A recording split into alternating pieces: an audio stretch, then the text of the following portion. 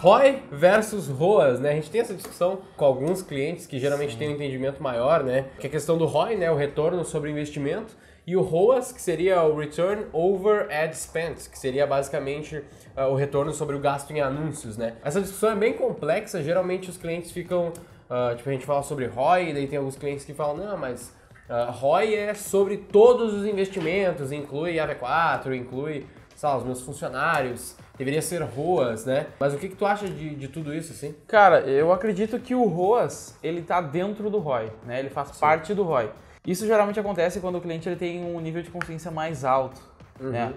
E outra coisa, cara, o ROI, na verdade, assim, quando aconteceu com a gente já de esse assunto vir à tona e a gente falar, bom, o nosso ROI tá positivo, daí não, o ROAS tá positivo, porque o ROI ainda não. E isso é um erro, cara, porque a gente já deveria saber disso.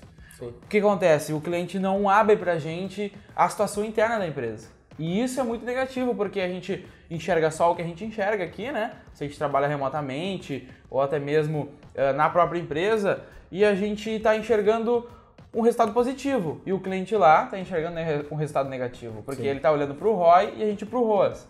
Então, assim, essa conversa e também essa transparência é muito importante. Tipo, a ideia do ROAS, né, e do ROI é que a moral é que se o ROAS tá bom, não quer dizer que o ROI vai estar bom, entendeu? Então a gente tem lá ROAS 10, pô, legal, mas a gente sabe que tem varejos, né, que tipo, o cara tem uma margem tão pequena, que é o exemplo, né, varejo é um dos exemplos, mas que ele tem uma margem tão pequena que um ROAS 10 nem é tão bom assim, isso seria o mínimo que ele precisaria para ter um ROI decente. Por isso que, na nossa visão, né, tu falou de clientes que às vezes não abrem, realmente isso acontece, mas a ideia mesmo é que a gente desde o começo tenha claro do cliente, tipo, cara, se tu já faz alguma coisa, algum de campanha, etc., qual é um ROAS, primeiramente, que te gera um ROI bom, né? Porque se a gente sabe que a gente tem lá um ROAS 10, digamos, como meta, beleza, então a gente sabe que a gente tem que estar pelo menos girando em torno de 10 vezes o que a gente investiu voltando para o cliente. Claro, o cliente precisa de um ROAS 10, geralmente é um cliente que tem bastante custo, ou uma margem muito pequena, mas acontece. Né? Sim, e a gente precisa saber essa margem, né? Exatamente. Mas assim, e quando o cliente não quer te falar a margem? Ele meio que esconde esses dados mais internos. Tem duas coisas aí. Se o cliente não tá querendo te falar as questões, talvez tu só não tenha deixado claro o suficiente que isso é importante. Que isso é importante e por que tu precisa disso. Né? Então é a questão de entender, né? Essa conversa aqui também ajuda bastante nisso, né? De entender os motivos de como que tu vai pedir pro cliente isso. Sim. Mas se mesmo assim, mesmo o cara entendendo a necessidade, ele ficar se fazendo, digamos assim, né? Não querer mostrar, então provavelmente o cliente que tu tem é o cliente errado. E como a gente falou lá no nosso último papo, esse cliente vai cair. E provavelmente esse cliente vai cair antes do que tu espera. Como a gente falou, o cliente sempre cai. Mas isso são coisas, cara, que a gente aprendeu errando, né? Sim. Mas até esse vídeo é importante para que as pessoas entendam essa nossa discussão. Tu tem que antever essas coisas. Precisa se preparar. Porque, cara, não dá pra achar que o cliente vai ser sempre o teu brother, que ele vai estar realmente sempre pensando no que tu tá pensando. O cliente tá cheio de outros pepinos na cabeça dele, a margem dele, o fornecedor dele, e a gente só tá vendo o marketing. Mas isso é um erro, cara. A gente precisa ver todo o negócio dele. Se a gente não tiver tanto acesso ao negócio dele, a gente precisa pesquisar sobre o segmento dele, né? Que nem tu falou, varejo. Cara, eu preciso saber tudo sobre varejo para entender que uma margem apertada é muito comum e que, cara, eu preciso perguntar pro meu cliente qual é a margem. Porque se eu não souber disso, se eu não souber tudo sobre varejo, eu vou só estar olhando o meu ROAS aqui e o ROI vai estar terrível e o cliente vai cair.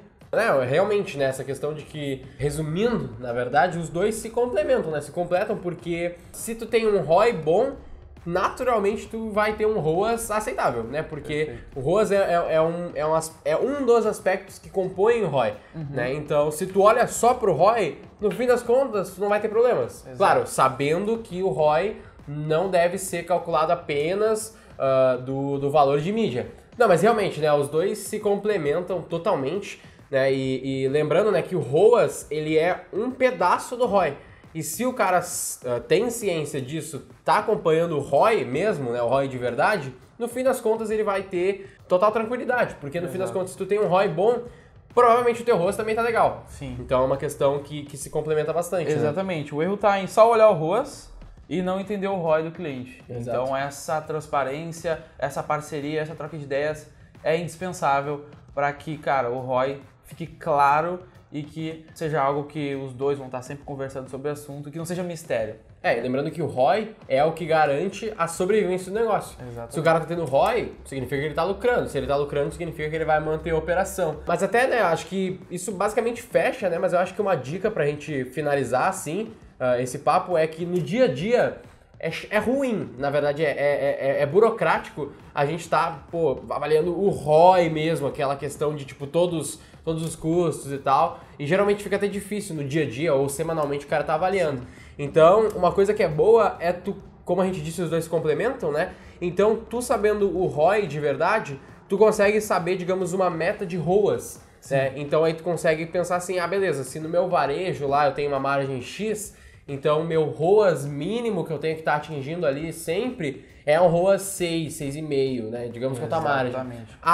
Aí tu tem uma coisa legal, porque daí o teu consultor, o teu funcionário, o que for, ele vai poder olhar só pro ROAS no dia a dia, porque ele vai saber, beleza, meu ROAS, a minha meta de ROAS mínimo é 6, eu tô em 7, beleza.